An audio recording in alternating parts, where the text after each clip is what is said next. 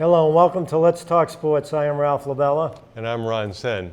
A little bit slow this summer as far as sports, especially with the demise of the Red Sox. However, there are a few interesting stories. There was a story from Japan in their national high school baseball tournament where they have something like 55 teams that go at it to be the national championship team. And a player got hit by a pitch, and he told the umpire that he didn't really deserve to go to first because he turned into the pitch and he could have gotten out of the way. The next pitch he hit a home run. So I guess they didn't give him the base? No, he said, I don't want to go to first, I'll just hit. So he was a good sport, and karma was on his side. Yeah. Crushed it. There was an interesting story in Cleveland.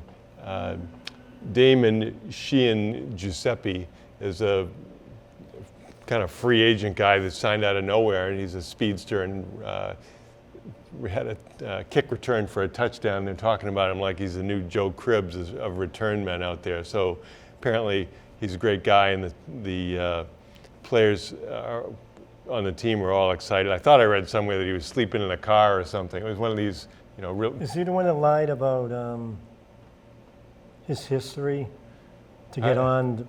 I don't know, but he's.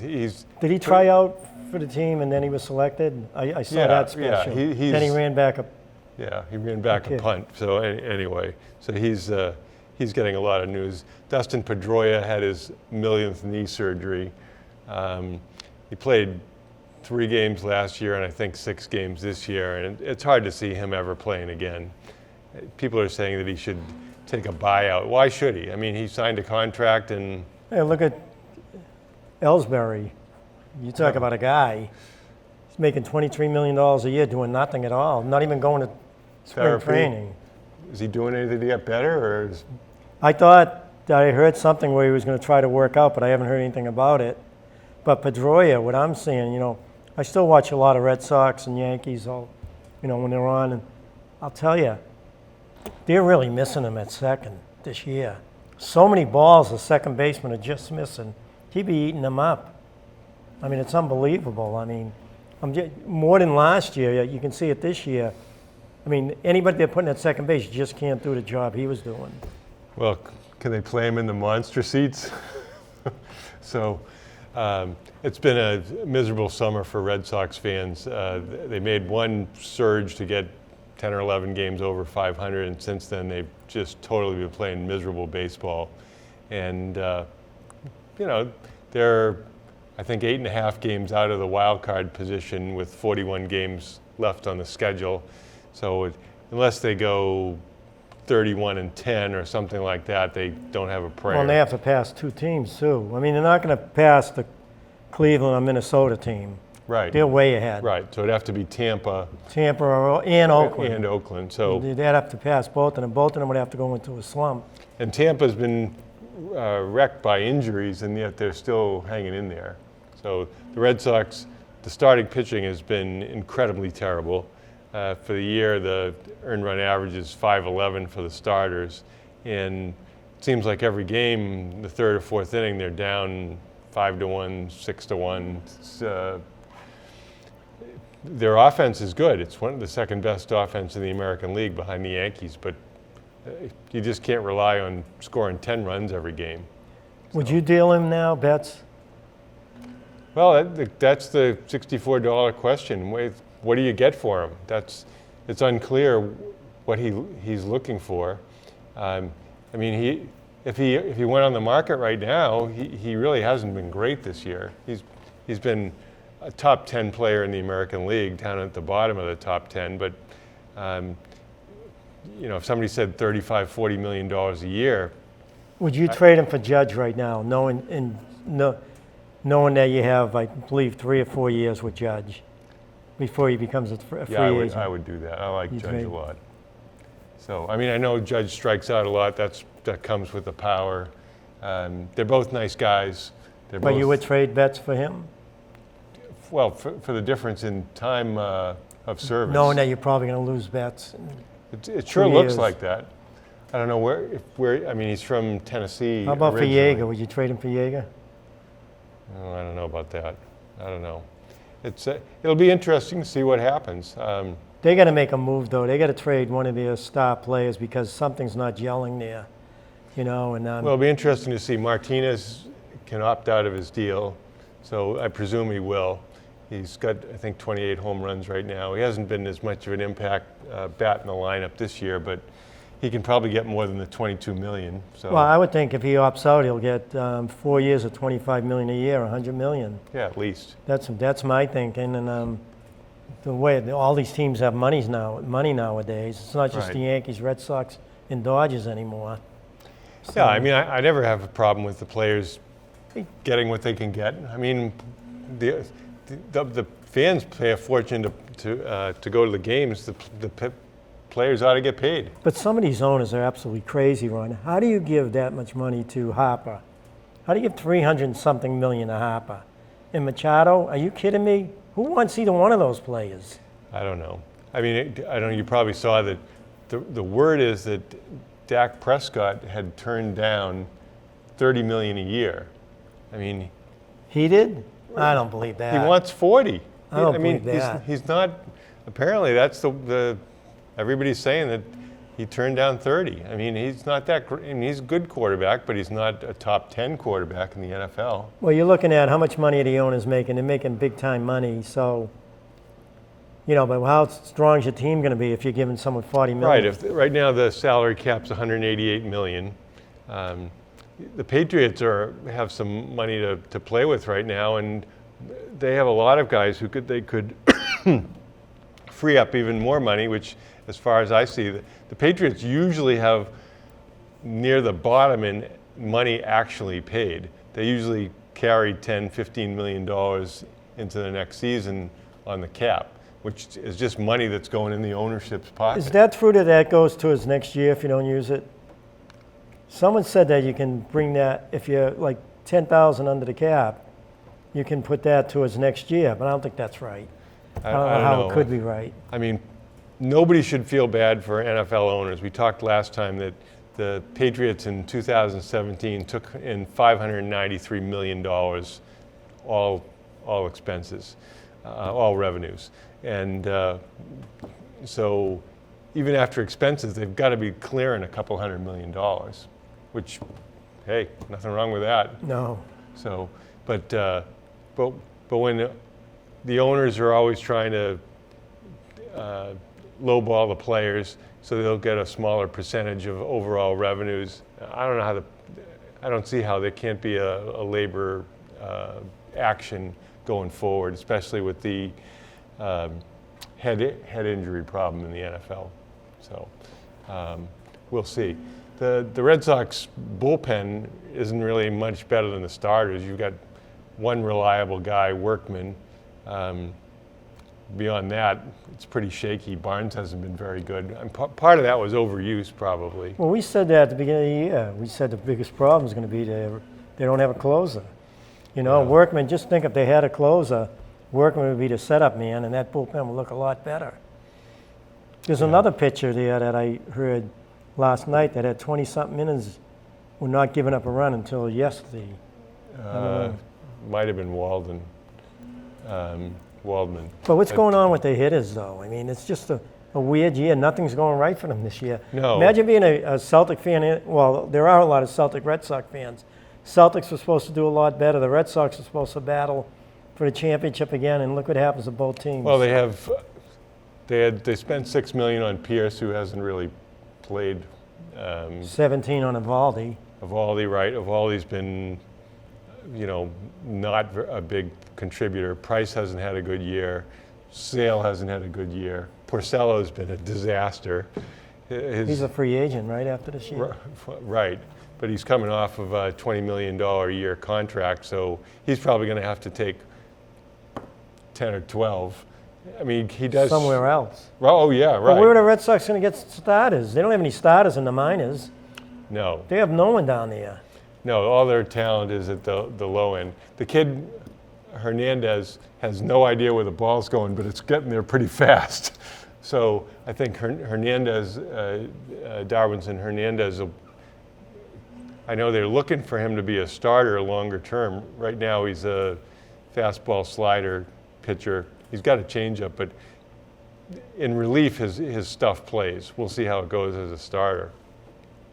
And they're going to have to I don't know who they're going to put at first base. Chavis has not shown that he can hit the high fastball, so he's pitting under 170 recently. Now he's on the injured list. The guy who's been shockingly effective offensively and not so effective defensively has been Vasquez.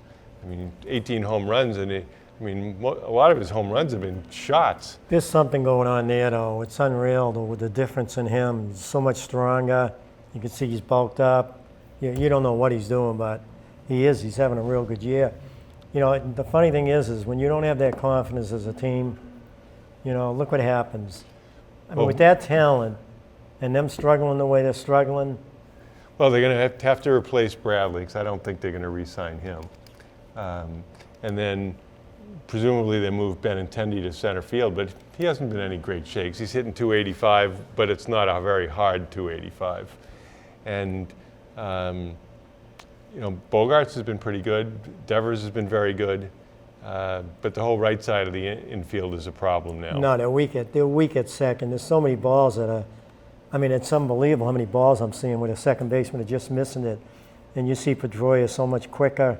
There's a difference there now. You've seen it big time this year.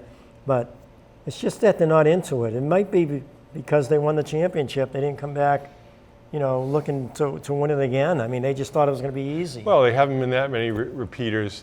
They have, because they played so much baseball last year, Cora held back players in spring training. They got off to a terrible start. I think it was 3-8, 5-11, something like that. They really started poorly, and they've been playing catch up ever since. You think Dombrowski's on his way out? Oh, sure looks like it. You win a championship one year, the second year you don't do good, but they got to build up that minor league system.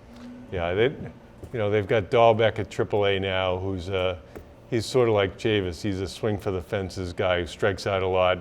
He's going to hit 240 and with a lot of power.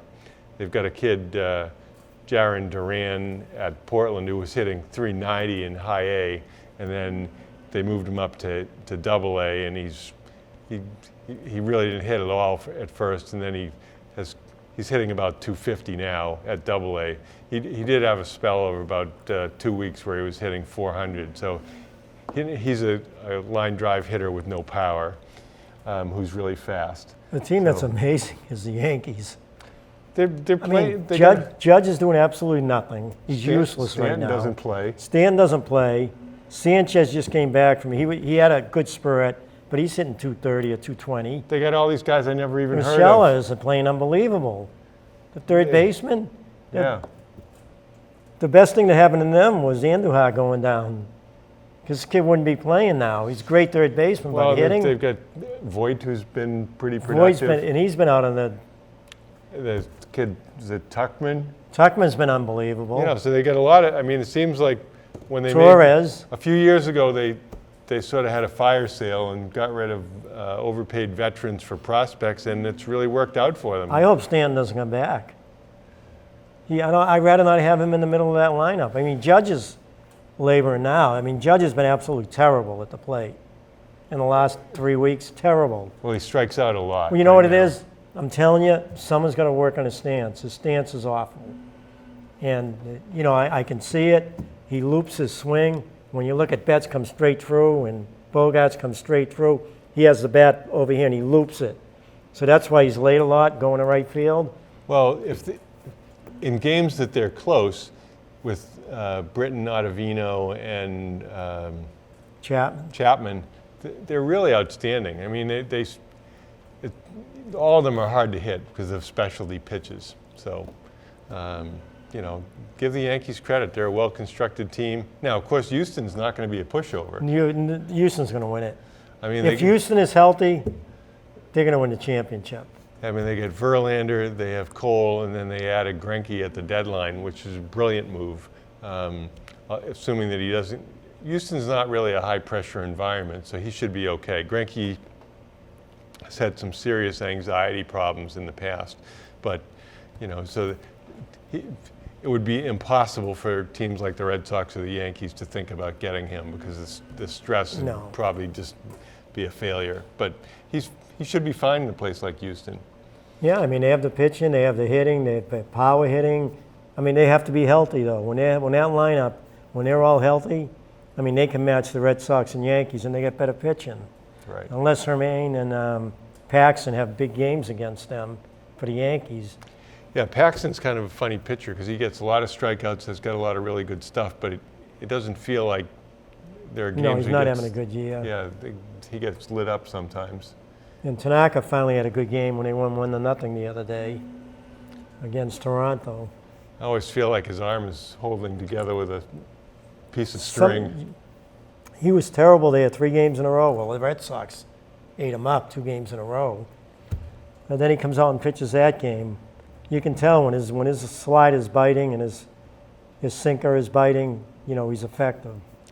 The one guy who's probably gotten a free ride this year for the Red Sox is Alex Cora, although it's one of those things where when your pitching is terrible, the manager has very little impact over what happens. So. Yeah, what are you going to do as a manager? I mean, he seems like he's making the right moves. I mean, they get this guy Cashman who was doing well for the Orioles in games that didn't matter, and then he comes over to the Red Sox and he just is horrendous. I was surprised because he was great against the Yankees, real good against the Red Sox, he was good against Tampa, and then he comes 4 out of 5 games he's been hit hard. So and he's got reasonable stuff. He can throw mid-90s, and he's got a good changeup, but must be located. Well, I think he walked 5 guys the other day, and just generally hasn't been a good move. Now,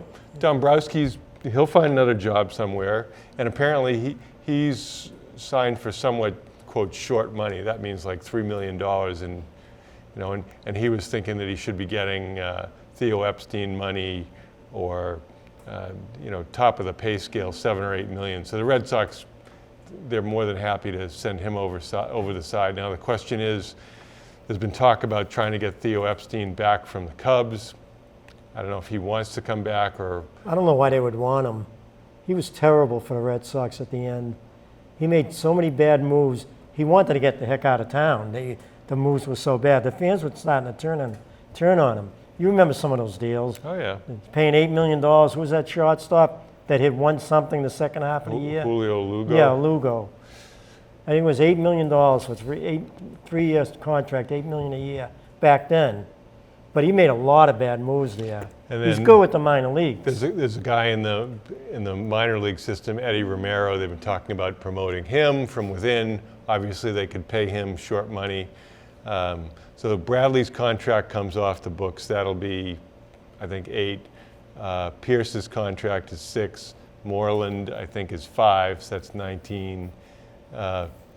Pablo Sandoval, I think he comes off the books. I think that's 18 or 19. Porcello, it's $20 million. Porcello's 20. So, I mean, they'll have some money, but it's all about spending your money wisely more than just spending it. The key is they, we knew it. I mean, why didn't they know it? I mean, we knew it. I mean, last year, I think it was 42 saves out of 44 appearances, and then he got weak at the end. His arm got tired. But you need the closer, then everybody else fills in fine. Well, when you have a salary cap structure, you need to have some young players that don't make a fortune that are good players. And no matter what league it is, that gives you incredible flexibility. Look at Seattle when they had Russell Wilson. The Rams have a low-priced quarterback. So having talent in critical positions that isn't making a fortune really helps you a lot.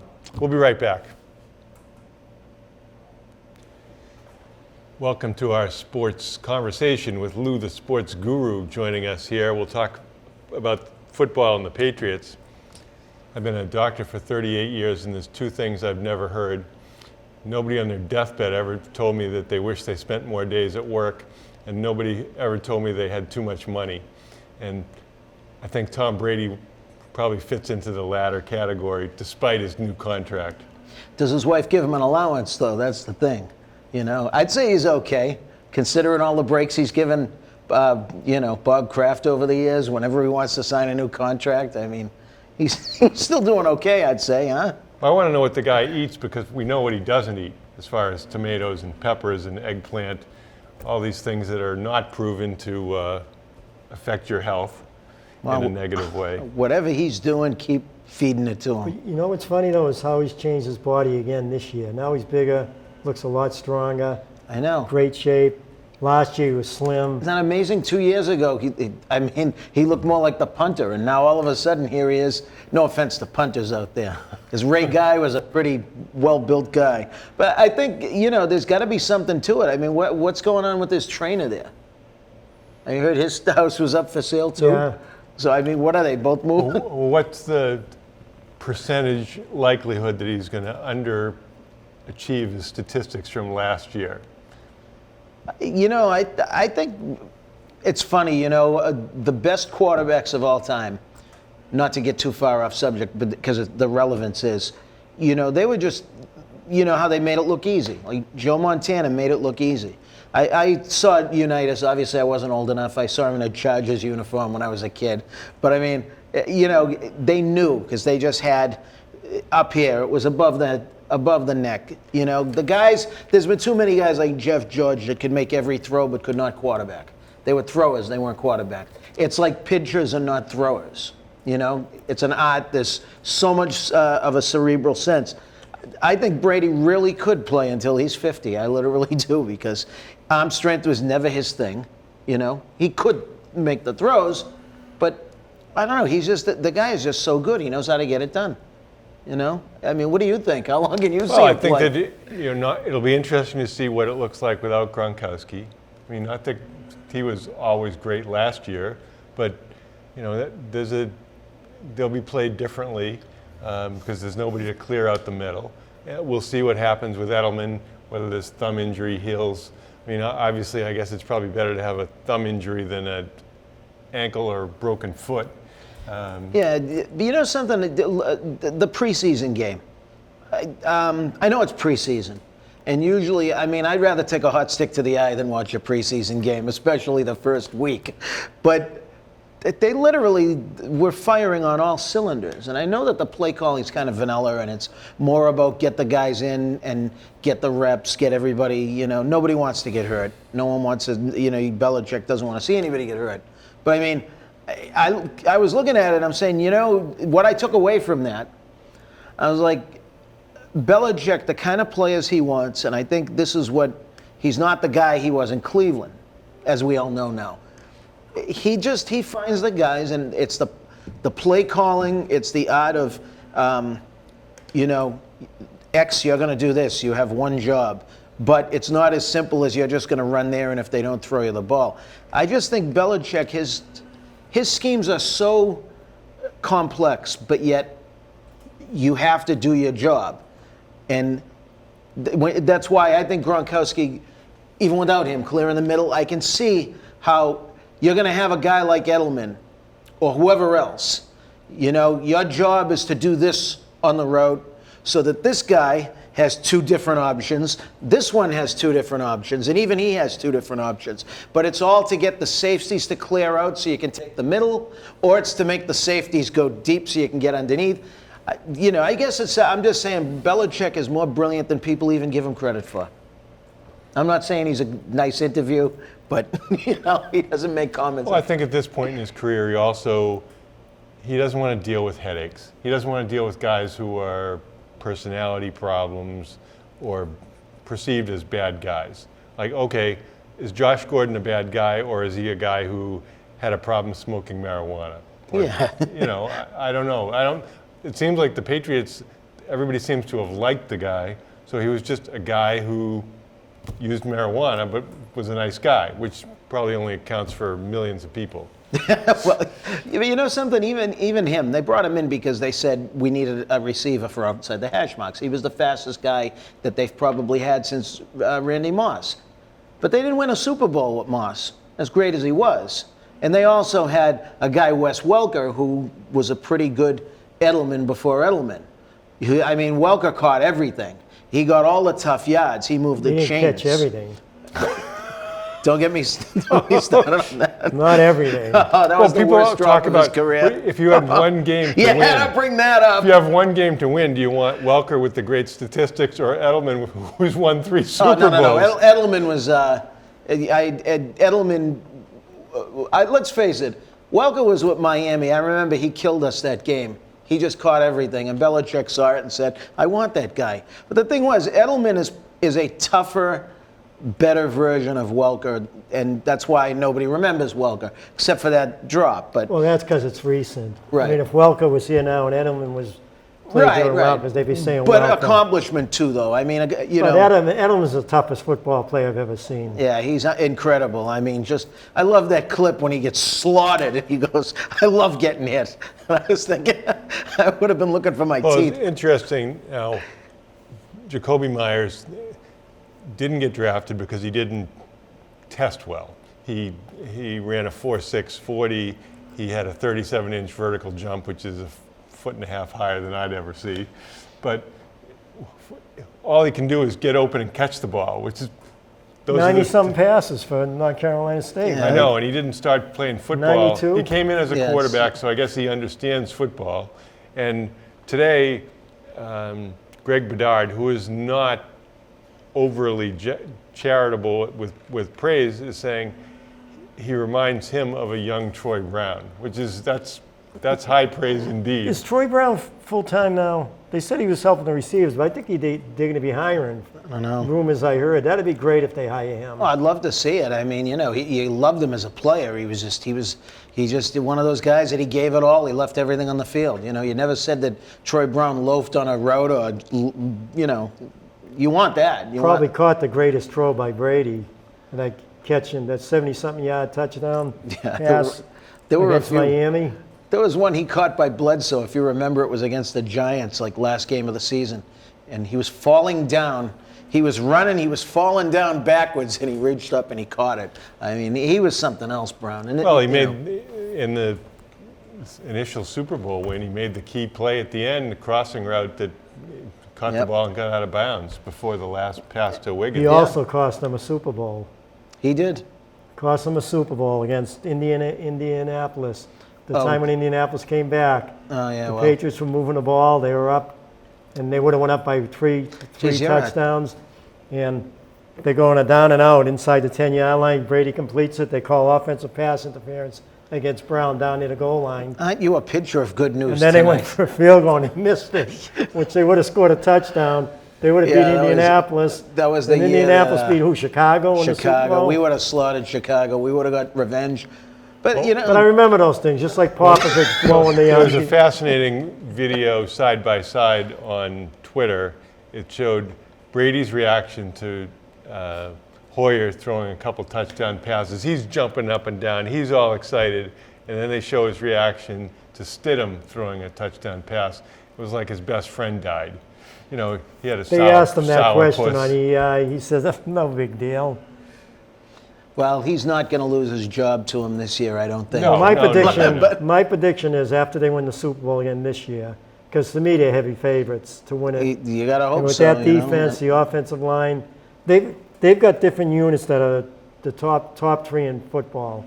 When you go to the offensive line, the secondary linebackers, if they're healthy, Yeah. you know, and running backs.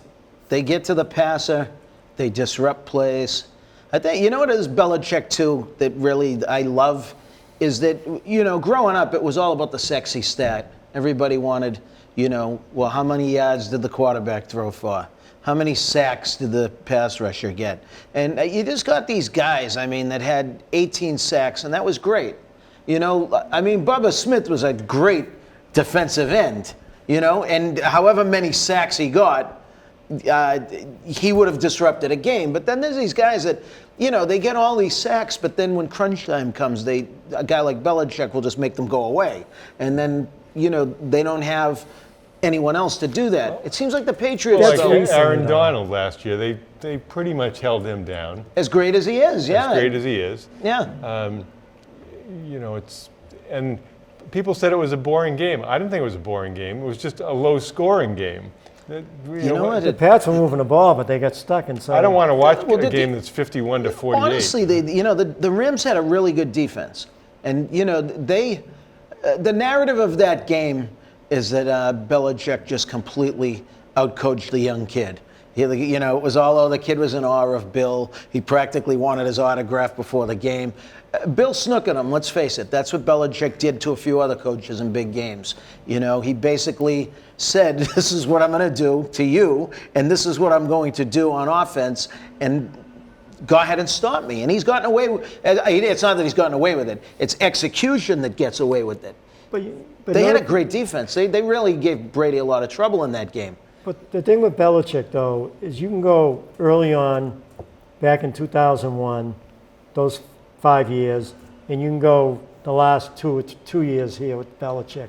But in between, it's been all Brady. Well, you know what it was? Brady's covered up so much for him. I agree. He didn't draft. In between. He didn't draft that well. There were some very questionable games, the way he coached, that he basically The weapons gave he the gave finger. him. But you know just what it go. is? I think he got sucked into doing things that he really didn't want to do. It was like, you could say it now, when Parcells drafted Drew Bledsoe.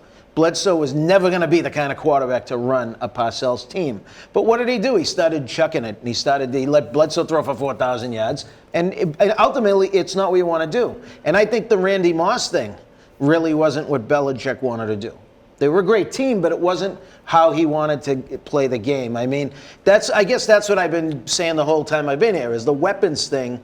It's not like it used to be. Well, the Patriots now are reverting to what the Giants were. That's not the way they want to. They don't want to beat you 38 to 31. No, the lunch pail mentality. They want to beat you 24 to 10. Yeah, it was control the clock. They're very smart. They learn what the other team is going to do. The players are very cerebral. They know how to carry it out. They know what to look for. I love it when you hear in these NFL film things, and the players will be on the sideline saying, "Yeah, it was just how we practiced it." And you say, "Well, it's good preparation." As we all know, excellence only gets you so far. It's preparation, execution. Sometimes you don't even have to be born this super talented specimen, physical specimen. It's more games are won above the shoulders than below. To me, that's always how it's been. Well, obviously it's going to be a key. Do they have a solution for the left tackle? Whether Wynn's practicing again. And that big guy is supposed to be pretty good. Yeah, Skipper's been okay. Skipper, what a name. And then they moved Tooney out early on in camp, so They'll move him back. The question is Tooney going to get signed, or is he going to he's going to go for more than $10 million a year probably, so he probably won't get signed. Then there's the Dante factor, Dante Scarnecchia. I think as long as he's got headphones on and standing on that sideline. Well, they got Karras, too, ready to start, too. They will find somebody, and he'll have somebody ready to go. It's kind of funny that Scarnecchia never got the credit. He'd been here since Ron Meyer. And I have to be honest, when Parcells kept him, and then Belichick kept him, I said, gee, he must be really good coach. That, these guys come in and clean house, but said, no, you're going to stay. He retired, the line went into the tank. Well, he's been collecting Social Security for about 10 years. How old is he, is the question. I think if I add my age to either one of yours, he's still older than me. Well, and the players really respond to him. They really love the treatment. We'll see how a guy like Trent Brown does away from him. And they love having Mayo now. The defensive players love having Mayo as a coach. And I'm wondering, he's going to be calling the plays, it looks like. Now, there's a lot of speculation on that. Sports writers like to mouth off. They're like, oh, well, gee, he just retired, and they're giving him the headset. What about so-and-so that paid his dues? And I'm thinking to myself, I wouldn't be surprised if early on, they're probably grooming him. You're a middle linebacker. You have to be quarterback smart to be out there and say, based on what they're doing, and you got Peyton Manning doing his thing, and guys running all over the place, and you're saying, no, they're doing this. Well, he was calling the plays when he was playing. I think that's exactly But it. the problem is, for a young family person, this is not a 9-to-5 job. It's a 16-hour a day.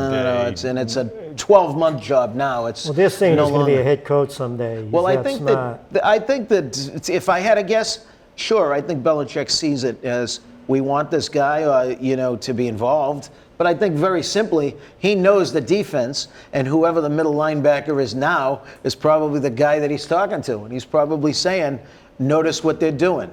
Notice this. Take a look at that." I don't think he's just simply giving them defensive signals as much as he's saying, "What do you see? Do you see it? Are you understanding what to do?" Because let's face it, he was great at it.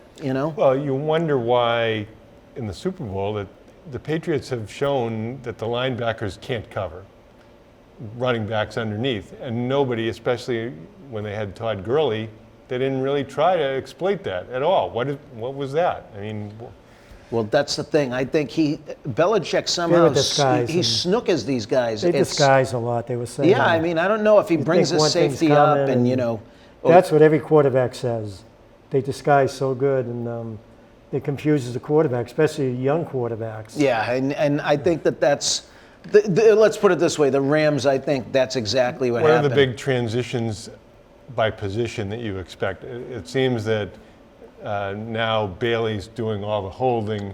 His hang time is upwards of 4.8 seconds versus Allen's is like 4.1. Yeah, Allen's going. I think he's going. He's got lower price, and he's got a cannon for a leg, and he can kick off. And Allen only got a $100,000 bonus when he signed last year. Right. So I think you answered the question.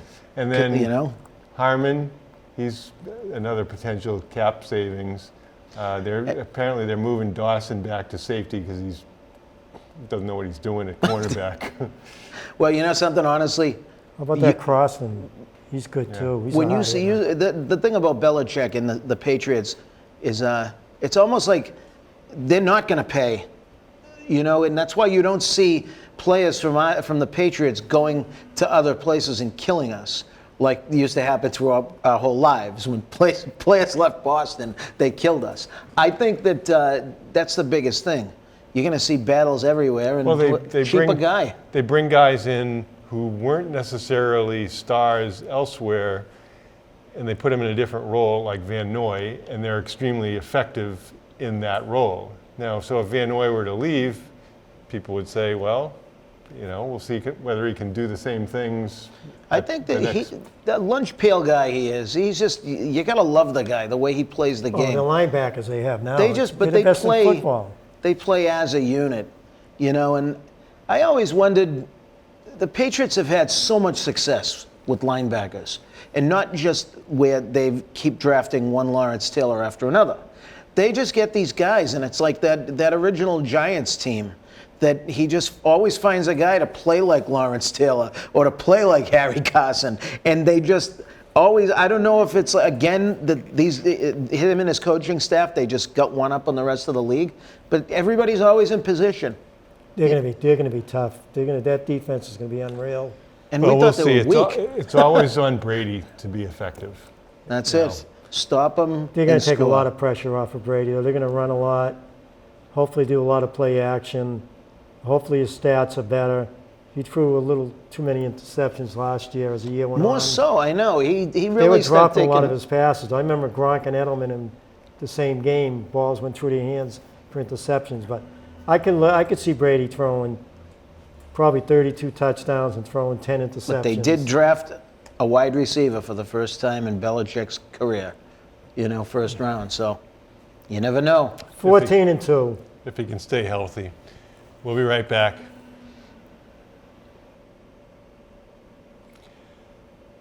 Must be nice to have the amount of talent that you can bring up a player from your junior varsity team who's one of the top players in basketball. De'Aaron Fox moved up from the select team to the national team and looks like he's going to win a spot for the FIBA World Cup. The Celtics still have 4 possibilities of the final 15 people competing for 12 roster spots. So, Have you heard anything about them? well, Tatum's been good. Kemba Walker's been really good.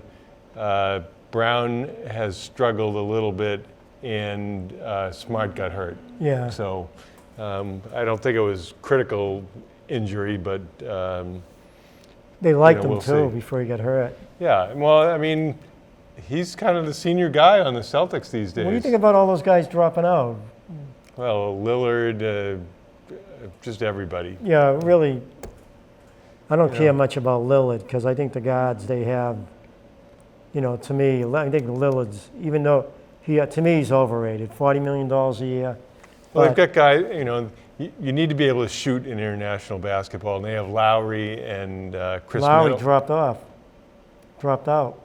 He's not with them. You sure on Yeah, I that? read that. Because I just read today that he was still interested. Well, there's an article that he dropped off the team. I don't know. We'll have to check that. Something's bothering him. So Chris Middleton is still on the team. He can really shoot. Harrison Barnes, not as good a Okay. shooter. He's okay. And Tatum played really well the other night against the select team.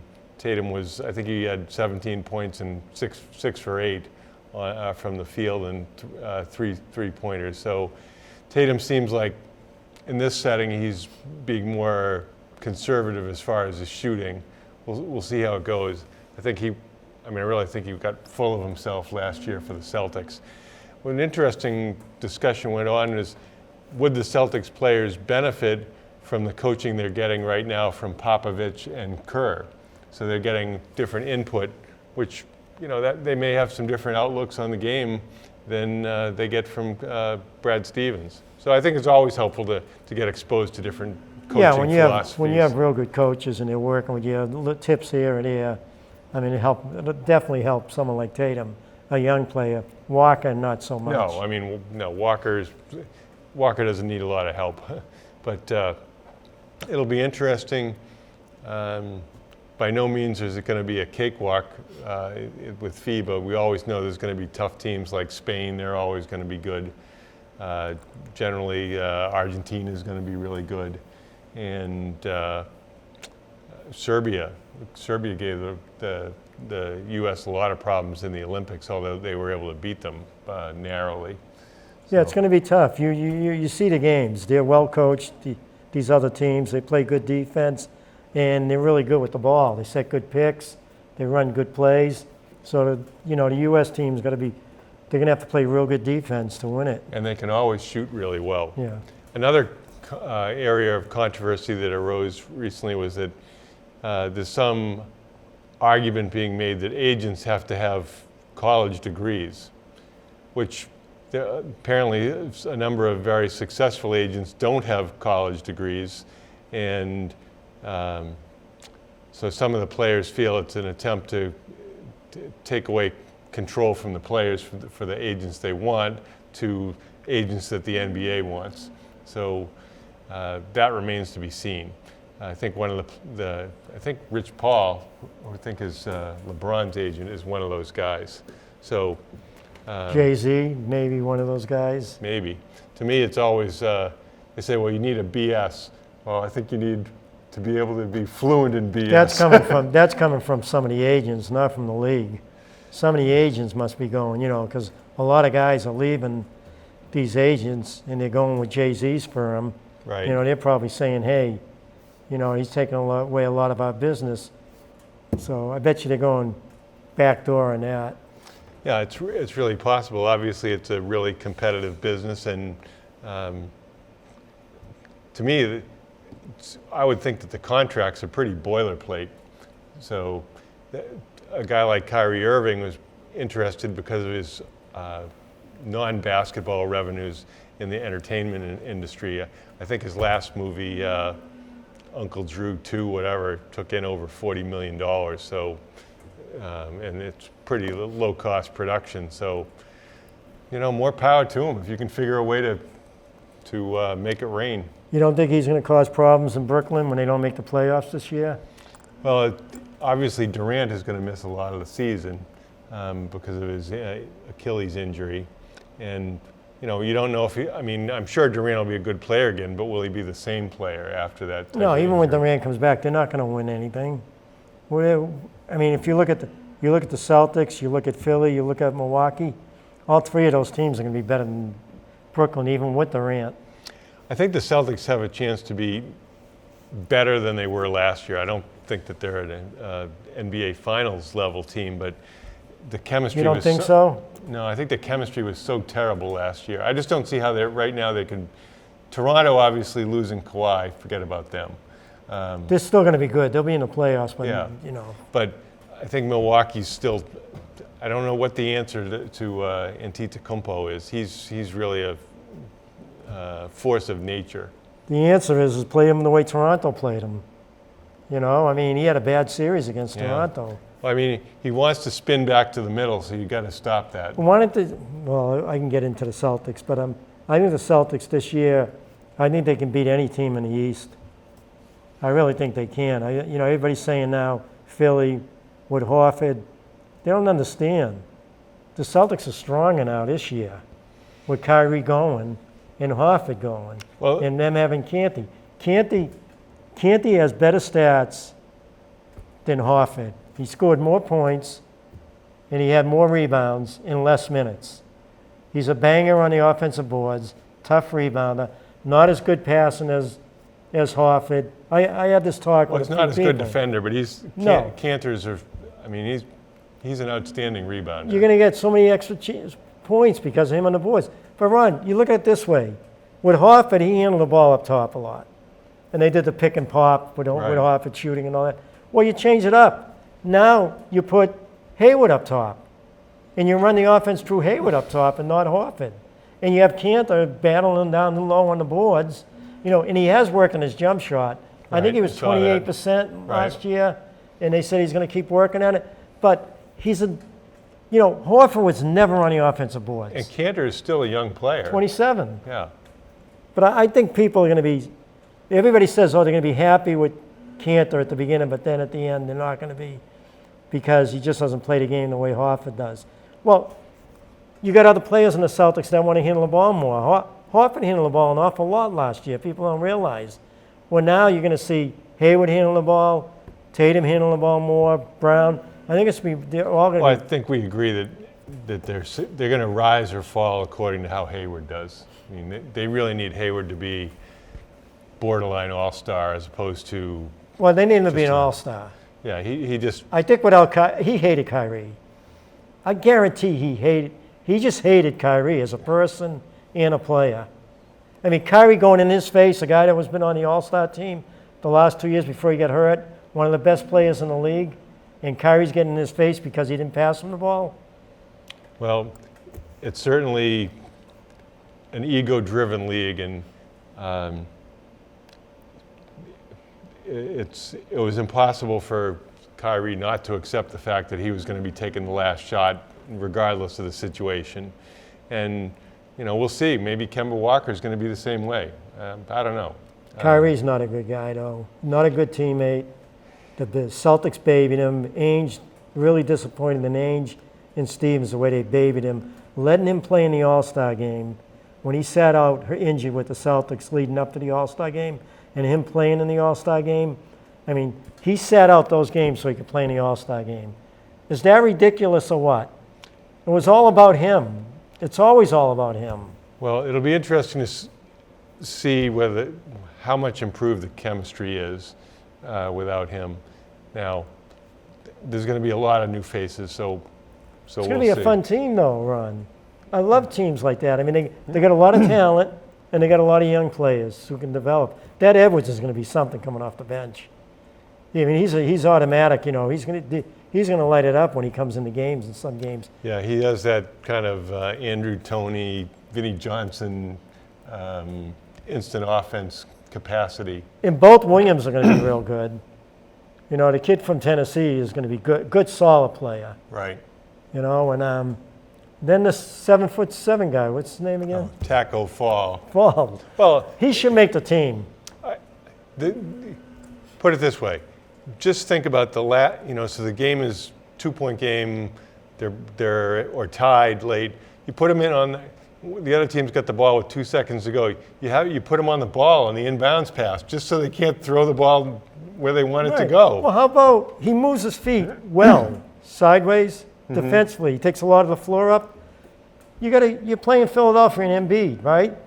You put him on Embiid. He doesn't even have to get in his face. Get tall, and if he tries to make a move, just step in and stay tall. I mean, I could see him playing 6 minutes a half, 12 minutes a game to 15 minutes, at times. I really hope he makes a team because he's young. They should work with him. And he showed some talent in the Las Vegas. Well, nowadays, if you watch the Summer League, they've got about 8 assistant coaches.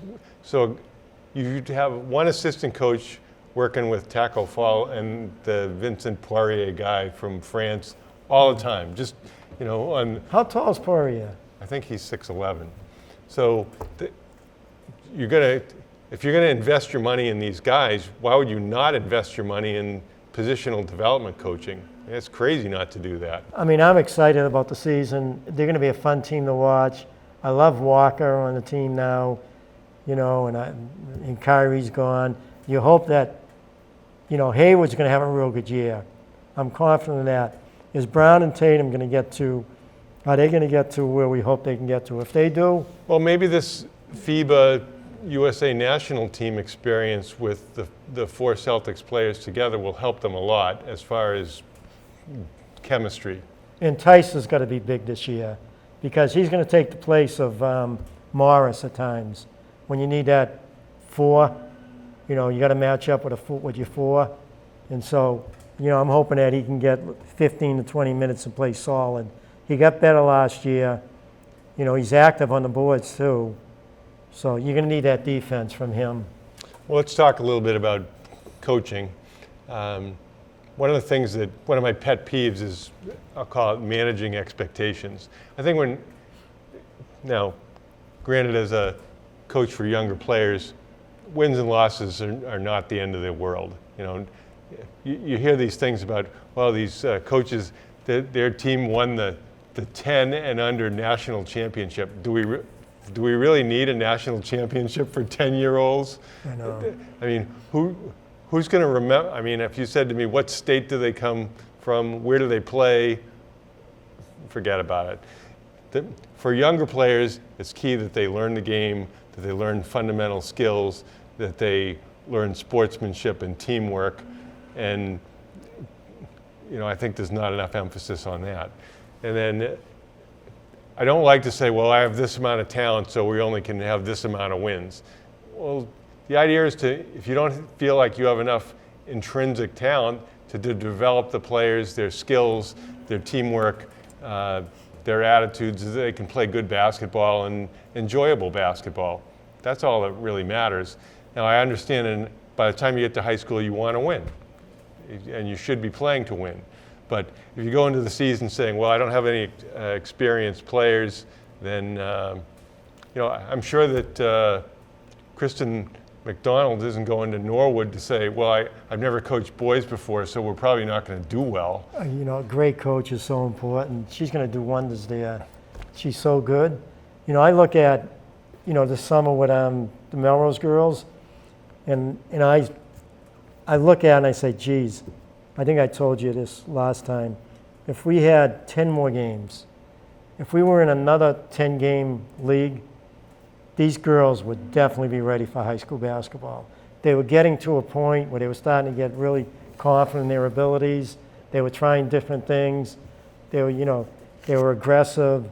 They were starting to get there, and then it just ended. And now they got so many things going on. They're not going to get together again, most of them, probably until the season starts, maybe in the fall, some of the girls. But, it all depends how much you want it. Now, she's going to, in Norwood, she's going to have a program all year long. She's going to have them do this. If they play in another, team, another sport, they play in that sport. But after that, she's going to have it just like Pappas used to have it for the Melrose boys. He had it all set throughout the year, what they can do and what they should work on. And that's why he was always successful. And I look at these girls, I said, geez, if they could ever stay together just another month, they could battle I mean, I think they could be a 15-win team. We're losing all those players from last year. I think the talent is there, but it wasn't long enough. They were getting to a point, but then it just ended. You know, and if we could have stayed together again for 10 more games, that team would have been ready for next year and they would have been strong. But that's what happens in high school. No, and obviously you have situations where players play multiple sports, but they like one sport the best. So you might have some players who are really devoted to soccer, for example, as their primary sport, and it's understandable. They're going to focus on the workouts that are necessary for them to succeed in that sport. And we certainly have always favored players playing multiple sports instead of year-round at one sport. And there's pretty good data showing that you're less likely to get injuries if you play different sports than if you play one sport all the time. You talk about fun. Remember I told you that I was coaching the Havel Courts softball team? Mm-hmm. So we played Havel PD the other day, and we did it as a fundraiser for Dana Farber. Okay. And it really went great. We had a lot of fans there and stuff. But on our team, we had 20 players, 11 men and 9 women. And 5 of them had never played softball or baseball before. Okay. But it was so much fun. I mean, the score was 17-12. We lost. I pitched. But you talk about competing, even at my age, it was so much fun competing with them. A couple of players, one. Did you have to wear any, like you see, and sometimes they have these helmets with the face mask? No, I didn't, but I was ready. They hit a couple of shots back at me, but they had a couple of players at Havel PD. I think 3 of them played Division I baseball. One kid, so I'm pitching to him, one kid. He played, I don't know, with Division I This is team. with the arc. This with the arc. He hit a ball over 300 feet over the left center field fence. He hit a blast. It had to be like 350 softball. So the next time he gets up, I throw it high and inside. He hit one further. He hit 2 home runs. Were they using restricted flight balls? They were using the regular balls, the regular Dudleys. Okay. But the bat I found out they were using was one of those bats, because one of the people on my team said that bat they were using is close to being illegal, but it's when the ball jumps off the bat. But they were really good. Okay. Well, But I guess one closing thought is I was reading this week that a lot of children stop playing sports when they're about 12 or 13 because it's not fun for them anymore. And that as a coach, always remember, never be a child's last coach. I've enjoyed being with you tonight. I'm Ron Sen. And I'm Ralph LaBella, and thank you for watching Let's Talk Sports.